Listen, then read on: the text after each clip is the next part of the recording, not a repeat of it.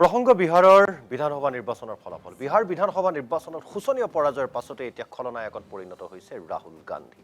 ৰাহুলৰ বাবেই বিহাৰত বিজেপি ৰাহুলৰ বাবেই বিহাৰত কংগ্ৰেছ শোচনীয়ভাৱে পৰাস্ত হোৱা বুলি উঠিছে অভিযোগ। আৰজেডিৰ তেজস্বী যাদৱৰ পৰিৱৰ্তে কংগ্ৰেছ নেতাগৰাকীক আক্ৰমণৰ লক্ষ্য কৰি লৈছে শাসকীয় দল বিজেপিৰ নেতা মন্ত্ৰী আৰু সাংসদে।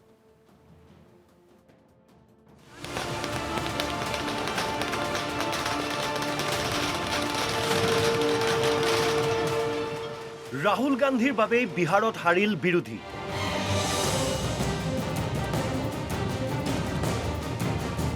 ৰাহুলে য'তেই প্ৰচাৰ চলাব তাতেই হ'ব পৰাজয়। ৰাজনীতিৰ বাবে যোগ্য ব্যক্তি নহয় ৰাহুল গান্ধী। বিৰোধীৰ বাবে সংকটৰ নাম ৰাহুল গান্ধী। বিহাৰ বিধানসভা নিৰ্বাচনত বিৰোধীৰ শোচনীয় পৰাজয়ৰ পাছতেই এতিয়া খলনায়কত পৰিণত হৈছে ৰাহুল গান্ধী। বিহাৰৰ 243খন আসনৰ ভিতৰত মাত্ৰ 61খন আসনত প্ৰাৰ্থী দিছিল কংগ্ৰেছে। বিপৰীতে 143খন আসনত দিছিল নিজৰ প্ৰাৰ্থী আৰজেডিয়ে। ইয়াৰ পাছতো ৰাজ্যখনত বিৰোধীৰ শোচনীয় পৰাজয়ৰ বাবে আৰজেডিৰ তেজস্বী যাদৱৰ পৰিৱৰ্তে বদনামী হৈছে ৰাহুল গান্ধী।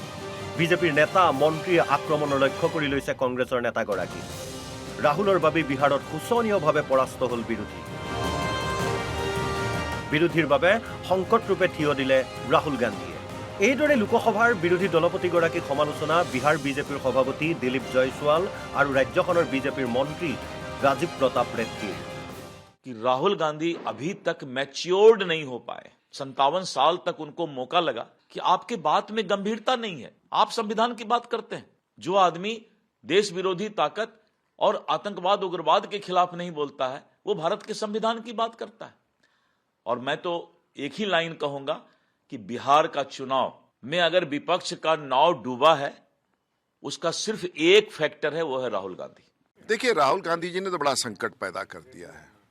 संकट इस बात का है कि चुनाव में गए और तालाब में कूद गए। अब कल बिहार के लोग कहेंगे या देश भर के नेताओं को कहेंगे कि तालाब में कूद जाइए। और उनका जो ये नारा था ना कि वोट चोरी, बिहार का सबसे बड़ा नुकसान उनके पॉलिटिकल पार्टी का है। उनका कोई स्लोगन ही नहीं बन पाया। देश के राजनीति में पता नहीं वो पार्लियामेंट नहीं चलने दिए, उनको लगा कि बिहार इससे जीता। बिहार में किसी ने उसका रेफरेंस ही नहीं किया। और अब इलेक्शन कमीशन को डट करके SIR का काम कराना चाहिए देश हित में। ৰাহুলে য'তেই প্ৰচাৰ চলাব তাতেই পৰাস্ত হ'ব বিৰোধী। নিৰ্বাচনত পৰাজয়ৰ অভিলেখ গঢ়াৰ প্ৰতিযোগিতাত নামিছে ৰাহুল। এইদৰে তীব্ৰ কটাক্ষ অসমৰ মুখ্যমন্ত্ৰী হিমন্ত বিশ্ব শৰ্মা আৰু উত্তৰ প্ৰদেশৰ যোগী চৰকাৰৰ মন্ত্ৰী দানিছ আনচাৰীৰ। ৰাহুল গান্ধী য'তেই যাব তাতে বিজেপি ইলেকশ্যন জিকিব। আৰু এই কথাটো মই বিহাৰত কৈ আহিছিলোঁ যে ৰাহুল গান্ধী হ'ল বিজেপিৰ আটাইতকৈ ডাঙৰ ষ্টাৰ কেম্পেইনাৰ। যদি ৰাহুল গান্ধী আহি যায় বিজেপি জিকাটো পাক্কা হৈ যায়। তেতিয়াহ'লে আমি 100% জিকি যাম যদি ৰাহুল গান্ধী আহে। देखिए, मुझे लगता है कि सबसे ज्यादा चुनाव हारने वाला कोई नेता का अगर रिकॉर्ड कोई बनेगा तो राहुल गांधी जी बनाने की दिशा में तेजी से आगे बढ़ रहे हैं।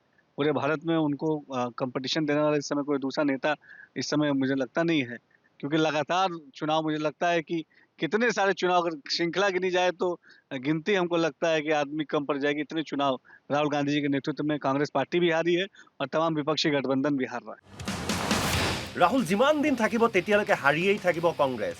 কংগ্ৰেছক নিশ্চিহ্ন কৰিবলৈ ঠিকা লৈ ৰাখিছে ৰাহুলে। ৰাজনীতি কৰাৰ যোগ্যতা নাই ৰাহুল গান্ধীৰ।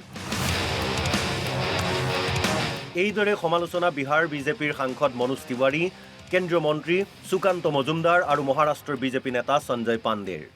राहुल गांधी ने अपनी पार्टी को समाप्त करने का किसी से ठेका ले रखा है।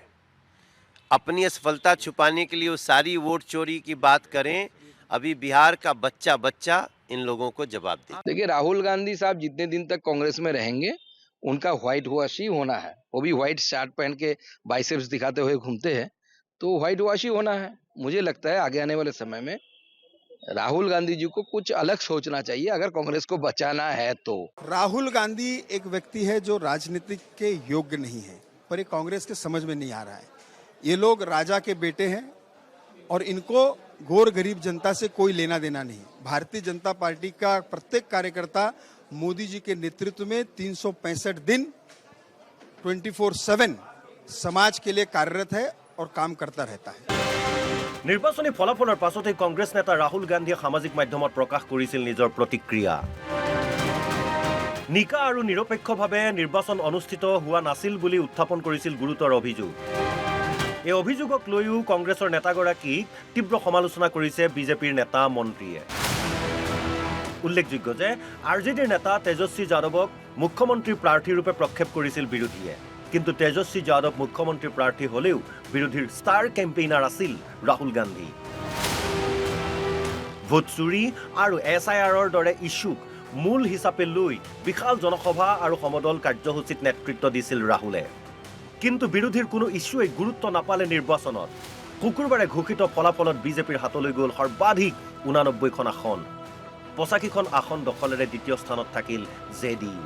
আনহাতে আৰজেডিয়ে 25খন আৰু কংগ্ৰেছে মাত্ৰ 6খন আসনতেই সীমাবদ্ধ হৈ ৰ'ল।